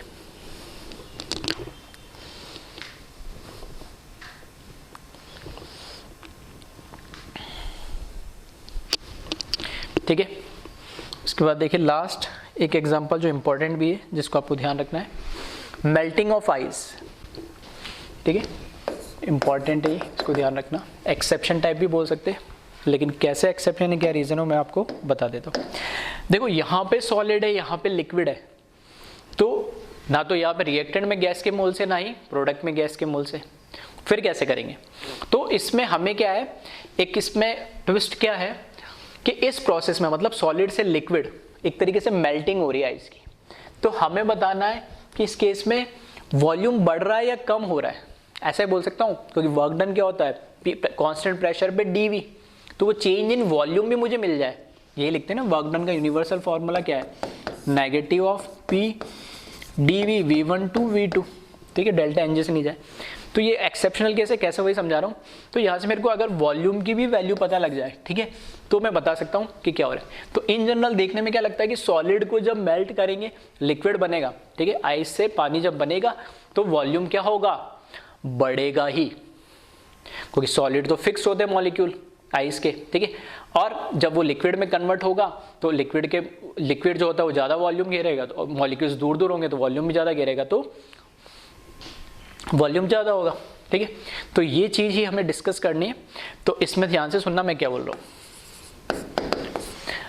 मैं कह रहा हूँ कि हमें जो फॉर्मूला पता है, ठीक है, इन जनरल सबसे बेसिक से अगर मैं बात करूँ, जो डेंसिटी होती है, डेंसिटी क्या होती है, मास अपॉन वॉल्यूम होती है। देखो मेरे पास अगर 1 kg आइस है, उसको मैंने मेल्ट करा और उसको मैंने क्या करा, ऐसे सिस्टम में मेल्ट करा कि उसमें से मोल्स अंदर बाहर नहीं आ सकते, तो 1 kg तो 1 kg रहेगा, उसमें तो कोई चेंज नहीं होगा ना। ठीक है, तो मास तो क्या हुआ, कांस्टेंट। तो इस केस में क्या हो जाएगा, मास हुआ कांस्टेंट। तो मैं ऐसे बोल सकता हूँ यहाँ से कि जो डेंसिटी और वॉल्यूम है वो क्या होंगे, एक तरीके से इनवर्सली प्रोपोर्शनल हो गए। ठीक है, अब मुझे वॉल्यूम के बाद में डायरेक्ट पता नहीं, लेकिन मैं डेंसिटी के बारे में बता सकता हूँ। कैसे बता सकता हूँ, क्योंकि केमिकल बॉन्डिंग हमने चैप्टर पढ़ा है। ठीक है, केमिकल बॉन्डिंग में हमने क्या पढ़ा, आइस पढ़ा। आइस के अंदर क्या होती है, हाइड्रोजन बॉन्डिंग होती है, और हाइड्रोजन बॉन्डिंग होने की वजह से जो डेंसिटी है, ठीक है, जो डेंसिटी है किसकी, आइस की, वो कम होती है डेंसिटी ऑफ वाटर से। दो चीज, एक तो रियल लाइफ में हमें पता है कि जैसे बड़े बड़े, आपको पता है कि समुद्र में भी देखोगे ऊपर आइस क्या होती है, फ्लोट होती रहती है। और इन केस हम घर पे भी जैसे अगर पानी को आपको ठंडा करना है या कोई आपने क्या बनाया, जूस बनाया, उसमें आइस डालते हो तो ऊपर ही रहती है। ठीक है, ऐसे नहीं भर दो तो बात अलग है, लेकिन आइस सरफेस पे आ जाती है। क्यों आती है, क्योंकि जो आइस की डेंसिटी होती है ना, वो कम होती है किससे, पानी से। और ऑब्वियस सी बात है, जिसकी डेंसिटी कम होगी वो ऊपर फ्लोट करेगा। तो डेंसिटी का तो मुझे पता है, आइस की कम होती है वाटर से, ये तो इन जनरल पता है कैसे। और अगर मैं बात करूं हमारे केमिस्ट्री के पॉइंट ऑफ व्यू से, तो केमिकल बॉन्डिंग में हमने पढ़ा है कि जो आइस होता है ना, उसके अंदर हाइड्रोजन बॉन्डिंग होती है और टेट्राहेड्रल स्ट्रक्चर बनाता है, नहीं उस वजह से उनके बीच में जो वैकेंट स्पेस होती है ना, बहुत ज्यादा हो जाती है। तो वॉल्यूम तो उसने बहुत ज्यादा घेर लिया है, ठीक है, लेकिन उसके अंदर कुछ मास आया नहीं। ठीक है, तो वॉल्यूम ज्यादा हो गया, मास कम है, तो ऑब्वियसली बात है क्या हो जाएगा, डेंसिटी कम होगी। तो हमें वॉल्यूम के बारे में नहीं पता था कि सेम मास का सॉलिड और लिक्विड का वॉल्यूम किसका ज्यादा होगा, लेकिन हाँ मुझे डेंसिटी के बारे में पता था। केमिकल बॉन्डिंग से भी मैंने बताया, ड्यू टू हाइड्रोजन बॉन्डिंग, और वैसे भी इन जनरल पता है कि आइस क्या पानी के ऊपर ही तैरती है। तो अगर मुझे पता है कि डेंसिटी अगर ज्यादा है तो वॉल्यूम क्या होगा, कम होगा। तो यहां मैं अगर बात करूं वॉल्यूम की, तो जो वॉल्यूम होगा वो उल्टा हो जाएगा, जो आइस का वॉल्यूम है, सॉरी, वो ज्यादा हो जाएगा किससे, वाटर से। दैट मीन्स मैंने जब सॉलिड को मेल्ट करा और लिक्विड में कन्वर्ट करा, सिर्फ और सिर्फ किसकी बात हो रही है, आइस मतलब पानी के, ऐसे नहीं हर सब्सटेंस की बात हो रही है, सिर्फ पानी की बात हो रही है। ठीक है, तो उस केस में क्या होगा, मेल्टिंग करते समय वॉल्यूम बढ़ जा रहा है, नहीं, और फाइनल वॉल्यूम अगर बढ़ जाता है, ठीक है, तो वर्क डन हमें क्या पता है, वर्क डन है negative of P volume of product minus volume of reactant. तो प्रोडक्ट का, यानी मैं ऐसे बोल सकता हूं कि प्रोडक्ट का वॉल्यूम क्या हो जा रहा है, कम हो जा रहा है। तो प्रोडक्ट का वॉल्यूम कम हो जाता है, रिएक्टेंट का वॉल्यूम ज्यादा है। ठीक है, तो प्रोडक्ट का वॉल्यूम कम है, रिएक्टेंट का वॉल्यूम ज्यादा है, तो ये ओवरऑल वैल्यू कैसे मिलेगी, नेगेटिव, और बाहर नेगेटिव, तो ओवरऑल वैल्यू कैसे मिलेगी, ये positive, that means work done on the system हो रहा है। आ रही मेरी बात समझ में? तो ये एक्सेप्शनल केस मान लें, सिर्फ और सिर्फ पानी के केस में होता है, मेल्टिंग या सबलिम। इन जनरल कोई भी हो दूसरा, सॉलिड से लिक्विड या सॉलिड से गैस हो रहा है, तो सॉलिड या लिक्विड के केस में हमेशा हम क्या जो मोल्स उसके कंसिडर करेंगे जीरो। तो यहाँ मोल्स मैंने कंसिडर नहीं करा, हाँ वॉल्यूम कम ज़्यादा हो रहा है वो मैंने एक्सप्लेन करने की कोशिश करी। क्यों? क्योंकि हमें डेंसिटी के कॉन्सेप्ट से पता है। ठीक है, तो इसको एक बार आप कॉपी कर ले वीडियो पॉज करके।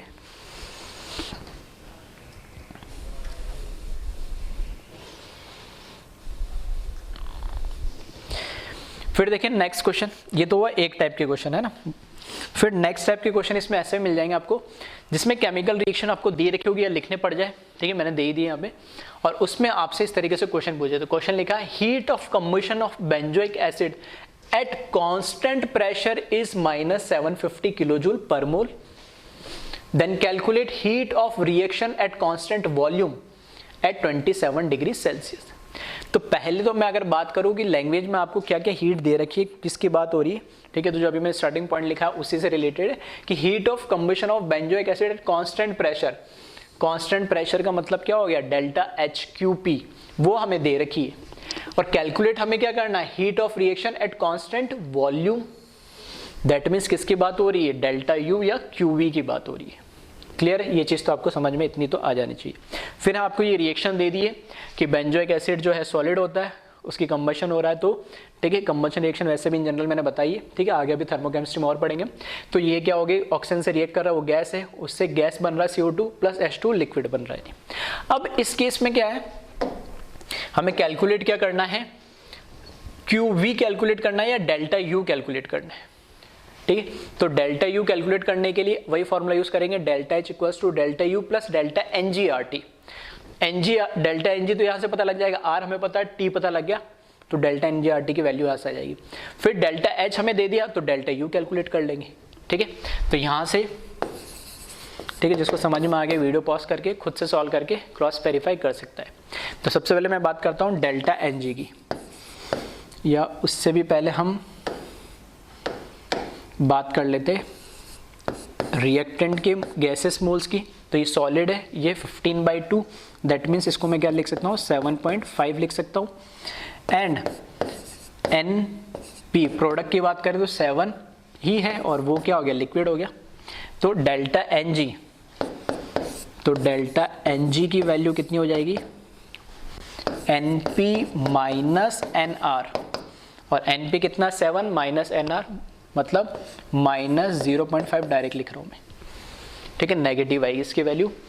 ठीक है, 7 माइनस 7.5। अब हमें क्या दे रखा है, गिवन दे रखा है हमें, गिवन क्या दे रखा है हमें, कांस्टेंट प्रेशर दे रखा है, दैट मीन्स डेल्टा H हमें गिवन दे रखा है। ठीक है, जिसको मैं QP भी बोल सकता हूं, और उसकी वैल्यू दे रखी है -750 किलोजूल पर मोल। ठीक है, ध्यान रखना रिएक्शन जो है फिर से चेक कर लेना, जब भी वो बैलेंस्ड है, तो इसमें तो बैलेंस्ड दे ही रखी। ठीक है, तो डेल्टा H पता लग गया, तो बस यहाँ से मैं इक्वेशन यूज करूंगा, delta H equals to delta U plus delta NG/RT। Clear है, तो मुझे कैलकुलेट क्या करना है, डेल्टा U, तो इसको इधर ले जाएंगे तो ये हो जाएगा delta H minus delta NG/RT। Delta H की वैल्यू दे रखी है -750 किलो जूल है। ठीक है, तो इंटू 10⁻³ कर देता हूँ जूल में कन्वर्ट करने के लिए। क्यों? क्योंकि जब मैं यहाँ पे R की जो वैल्यू रखूंगा ना 8.315 वो जूल में होती है। या तो इसका जो आंसर है, इसकी जो वैल्यू है उसको 1000 से डिवाइड कर ले ताकि किलो जूल में कन्वर्ट हो जाए। एक तो ये तरीका है। दूसरा, क्योंकि इसकी वैल्यू R की वैल्यू 8.315 जूल में लेते तो आंसर भी जूल में आएगा, तो इसको भी मैं क्या कर लूँ, जूल में कन्वर्ट कर लूँ, तो वो मैंने करा। दोनों तरीके से कर सकते हैं। माइनस ब्रैकेट में डेल्टा NG कितना होगा, -0.5। ठीक है, ये माइनस तो मैंने लगाया इस फॉर्मूले का, ये डेल्टा H की वैल्यू खुद ही नेगेटिव थी, इनटू R की वैल्यू 8.315 इनटू टेम्परेचर 27 है, दैट मीन्स 300 केल्विन आ जाएगा। बस इसको सॉल्व कर ले और डेल्टा U की वैल्यू आ जाएगी। ठीक है, इसको सॉल्व करोगे तो डेल्टा यू की वैल्यू आपको नेगेटिव में 7, ठीक है, अप्रॉक्सीमेटली लिख रहा हूँ, एक बार आप क्रॉस चेक कर लेना, 748,753 748,753 पॉइंट, ठीक है, 5 जूल मिलेगी। और किलो जूल में कन्वर्ट करोगे तो इसको 74 पॉइंट करके समथिंग आप लिख लेना है, ठीक है। तो इस तरह के क्वेश्चंस भी आपको मिल जाएंगे, तो आसानी से जो भी आपको डेटा दे रखा है उसको आप देखिएगा और आइडेंटिफाई करके उसको सॉल्व कर लीजिए। और एक, ठीक है, इसको वीडियो पॉज करके कॉपी कर ले। और एक लास्ट टाइप का न्यूमेरिकल और बता रहा हूँ, ठीक है, वो थोड़ा अच्छा टाइप का है, तो उसको थोड़ा सा समझ लेना आप।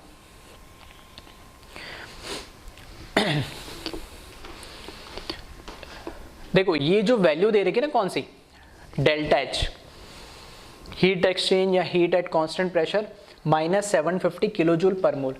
तो ये किलो जूल पर मोल जो है ना, ये जो बैलेंस्ड केमिकल रिएक्शन लिखी हुई होती है उसको बोलेंगे 1 मोल रिएक्शन।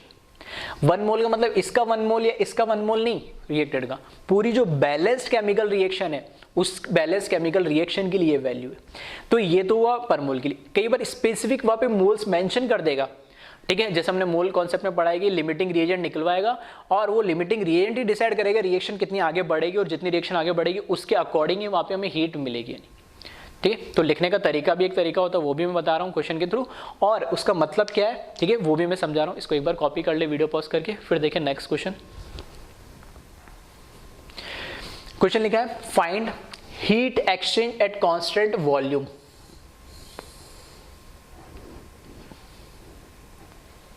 ठीक है, find heat exchange at constant volume, मतलब हमें क्या कैलकुलेट करना है, डेल्टा यू या क्यूवी कैलकुलेट करना है। When 1.2 moles of B react with excess of A, मतलब बी कोई रिएक्टेंट है, उसके 1.2 मोल रिएक्ट कर रहे ए के एक्सेस के साथ, मतलब ए तो अपने आप में डायरेक्ट इसने दे दिया एक्सेस रिएजेंट है, तो बी बाय डिफॉल्ट क्या हो जाएगा, लिमिटिंग रिएजेंट, कि उसके तो 1.2 ही है, लेकिन ए उसके सामने बहुत सारा रखा है कि बी जब तक खत्म नहीं होगा ए कभी खत्म नहीं हो सकता, ठीक है। तो यहां से डायरेक्ट इसने दे दिया। अदरवाइज क्वेश्चन को और चेंज करना होता तो यहां पे लिख देता 1.2 moles of B react with 5 moles of A या कोई भी। तब आपको आइडेंटिफाई करना पड़ता इस बैलेंस केमिकल रिएक्शन से कि ए लिमिटिंग रिएजेंट है या बी लिमिटिंग रिएजेंट है, उसके अकॉर्डिंग ही हमारी आगे कैलकुलेशन चलती, ठीक है। तो कैसे चलती वो आगे भी देखते हम। At 300 kelvin in a closed rigid container, और यहाँ पे एक अननोन के अंदर हमें इक्वेशन दे दी है, 5A of gas react with 3B of gas and form 2C of liquid plus 4D of gas, और कॉमा लगा के डेल्टा एच देख दिया, मतलब इसके लिए वापस ये क्या दे दिया, heat exchange at constant pressure that is -30 kilo joule per mole. मतलब ये जो बैलेंस केमिकल रिएक्शन लिखी हुई है, इस बैलेंस केमिकल रिएक्शन की ये वैल्यू है डेल्टा एच, और पूछा इसने क्या है, डेल्टा यू। तो ध्यान रखना ये बैलेंस केमिकल रिएक्शन के लिए जो लिखा है उसको हम लिखते हैं पर मोल, तो पर मोल के लिए कैलकुलेट कर रहा है। तो इसने बोला कि जब बी हमारा लिमिटिंग रिएजेंट हो गया बाय डिफॉल्ट यहाँ पे, क्योंकि ए को 2 ही रिएजेंट है इसमें और ए को इसने क्या बोल दिया एक्सेस रिएजेंट, तो बी क्या हो गया लिमिटिंग रिएजेंट, और बी अगर लिमिटिंग रिएजेंट है तो बी डिसाइड करेगा कि रिएक्शन कितनी होगी, कितनी उसमें से हीट निकलेगी या जो भी चेंज आएगा, ठीक है। तो पहले हम नॉर्मल कैलकुलेशन करते हैं। इसमें नॉर्मल कैलकुलेशन कैसे, हमें वही delta H equals to delta U plus delta NGRT use करना है। तो पहले हम देख लें यहाँ पे N R 5 moles of A और 3 moles of A B, sorry, तो 5 + 3 क्या हो जाएगा, 8 आ जाएगा, क्लियर है। तो ये तो हुआ एनपी की वैल्यू, ठीक है। फिर सॉरी एनआर की वैल्यू एंड एनपी की वैल्यू देखें तो लिक्विड गैस, तो ये कितनी हो जाएगी 4, तो यहां से डेल्टा एनजी हो जाएगा एनपी माइनस एनआर, तो 4 - 8, तो यहां पे फाइनली -4 वैल्यू मिल जाएगी हमें डेल्टा एनजी के लिए, क्लियर है। तो डेल्टा एनजी आ गया, डेल्टा एच मुझे दे ही रखा है, तो डेल्टा यू मैं डायरेक्ट लिख रहा हूं, डेल्टा यू इक्वल्स टू, चलो लिख ही लेते, डेल्टा एच की वैल्यू आपको कितनी दे रखी है, -30 किलो जूल पर मोल, ठीक है। फिर से चलो किलो जूल ही रहने देते, कोई दिक्कत नहीं है इसमें, है ना। चाहो तो जूल में भी इसको कन्वर्ट कर सकते हो। तो डेल्टा यू आपको कैलकुलेट करना है, तो ये क्या हो जाएगा, delta H minus delta N G R T. Delta H की वैल्यू -300, ठीक है, sorry -30, minus delta N G की वैल्यू कितनी दे रखी है, -4 इंटू 8.315 इंटू टेम्परेचर कितना दे रखा हमें 300 केल्विन। ठीक है, पिछले क्वेश्चन में, इस क्वेश्चन में चेंज क्या है कि वहाँ पे मैंने यहाँ किलो जूल था तो उसको जूल में कन्वर्ट कर लिया था, अब क्या किलो जूल में रहने दिया। तो इस एक कर दूसरे तरीके से जो मैं पिछले बार बता रहा था, अब आंसर किस में आएगा, जूल में आएगा, लेकिन ये किस में दे रखा, किलो जूल में। तो इसको भी क्या करो, किलो जूल में कन्वर्ट कर लो, तो 1000 से डिवाइड कर लो। ठीक है, बस इसको कैलकुलेट कर लिया आप। इसको जब कैलकुलेट करेंगे, ठीक है, 30 प्लस ये समथिंग 9.9 समथिंग कुछ आएगा। ठीक है, तो यहाँ तो आप 29.99 लिख ले या अप्रॉक्सीमेटली। ठीक है, मैं इसको 30 लिख देता हूँ, तो डेल्टा यू यहाँ से आएगा 30, ठीक है, सॉरी 20, ये नेगेटिव और ये पॉजिटिव हो जाएगा ना, तो 20 आएगा, negative of 20 kilo joule per मोल। आ रही बात समझ। तो लास्ट क्वेश्चन में भी हमने इतना ही करा था, इसमें भी यही करा, तो इसमें नई बात क्या है। अब नई बात ये है कि हमें इसने क्वेश्चन में बोल दिया है, क्वेश्चन के अंदर क्या बोल दिया इसने कि जो ए है, बी है, वो 1.2 मोल ही लिया है और वो एक्सेस ऑफ ए के साथ रिएक्ट कर रहा है, जबकि बी के अंदर पिछले क्वेश्चन के अंदर ऐसा कुछ मेंशन नहीं करा था। उसमें रिएक्शन देखी थी वही दे रखा है, मतलब वो रिएक्शन जैसे हो रही है वही है, मतलब जितने मोल्स ए के वो पूरे के पूरे बी के मोल्स के साथ रिएक्ट कर रहे हैं, एक मतलब ये था। अब की बार ये दे दिया कि ए के मोल तो बहुत सारे दे दिए और बी के मोल थोड़े से दिए, मतलब एक टाइम बाद क्या होगा, बी तो खत्म हो जाएगा, ए बच जाएगा, मतलब सारे ए थोड़ी रिएक्ट करेंगे। तो बी ही डिसाइड करेगा कि रिएक्शन से कितना प्रोडक्ट बनेगा, और जितना प्रोडक्ट बनेगा उतनी एंथैल्पी डेल्टा एच या डेल्टा यू की वैल्यू वेरी करेगी। तो यहां से मैं अब डायरेक्ट लिख रहा हूं, डायरेक्ट मतलब क्योंकि हमें ऊपर गिवन दे दिया तो मैंने एक्सप्लेन कर दिया 2-3 बार। B is a limiting reagent, ठीक है, B is a limiting reagent है, एलआर है, और ए बाय डिफॉल्ट क्या हो गया, एक्सेस रिएजेंट होगा और दे भी रखा है नहीं।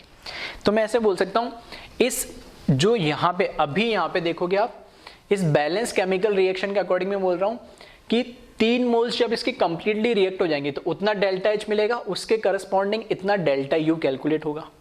तो 3 मोल्स बी से हमें कितनी इंटरनल एनर्जी चेंज मिलेगी, -20 किलो जूल। तो 1 से कितने मरेगी, 3 को डिवाइड कर देंगे, और 1.2 यहाँ पे कितना दे रखा हमें, यहाँ पे 1.2 मोल्स दे रखे बी के, तो 1.2 से कितने मिलेगी, यूनिटरी मेथड यूज कर लेंगे। आ रही बात समझ में। तो वही मैं बता रहा हूँ इसमें।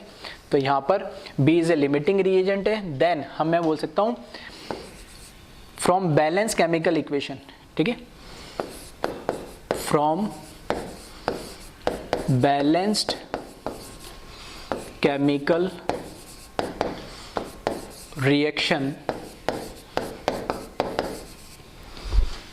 3 मोल्स ऑफ बी से कितनी, -20 किलो जूल, क्योंकि मुझसे पूछा गया है, ये पूछा गया है, या फिर इसको ठीक है पर मोल हटा देता हूँ इसमें, ठीक है, 20 किलो जूल। फिर से बता रहा हूँ, पर मोल जो बैलेंस केमिकल रिएक्शन के लिए लिखा हुआ है, ठीक है। अब 3 मोल से ये मिलता है, तो 1 मोल ऑफ बी से कितनी मिलेगी, -20 किलो जूल डिवाइडेड बाय कितना, 3, और एक्चुअल में हमें कितने मोल्स दे रखे, 1.2 मोल्स।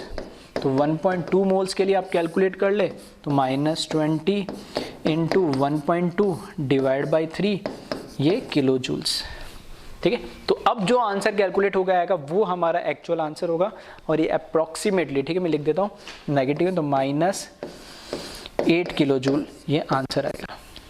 तो लास्ट क्वेश्चन और इस क्वेश्चन में डिफरेंस क्या, वो थोड़ा आपको अब समझ में आ गया होगा कि लास्ट क्वेश्चन में हमें कोई लिमिटिंग रिएजेंट नहीं दे रखा था कि रिएक्शन इतना बाद रुक जाएगी। उसने बोला जो दे रखे जितने रिएक्ट हैं वो पूरे के पूरे कंप्लीटली रिएक्ट करेंगे, मतलब उसको बोलते हैं मोलर रिएक्शन की, जितने उसके गिवन रेशियोज में मोलर है, ठीक है। जैसा मैं बोलता हूँ वाटर बनाना है तो 2:1 रेशियो में करना है, CO2 बनाना है तो 1:2 रेशियो में रिएक्ट कर रहा है कार्बन ऑक्सीजन। तो कहने का मतलब है कि वो जो बैलेंस केमिकल रिएक्शन वो मोलर रिएक्शन कहलाती है पर मोल के लिए।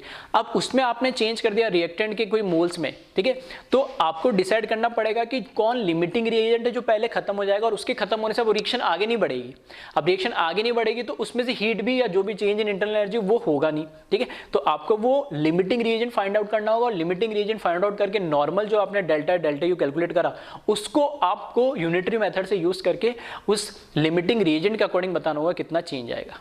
आ रही मेरी बात समझ में, ठीक है। तो इस वीडियो को चाहो तो या इस क्वेश्चन को फिर से आप सुन सकते हो और जो मैं बोल रहा हूँ और पिछले क्वेश्चन में क्या चेंज था, इसलिए ठीक है 2 क्वेश्चन कराने पड़े ताकि आपको समझ में आए एक्चुअल में हो क्या रहा है नहीं, ठीक है। तो इसका ये पूरा सॉल्यूशन मैं यहाँ पर जूम कर देता हूँ और इसको आप वीडियो पॉज करके कॉपी कर लें।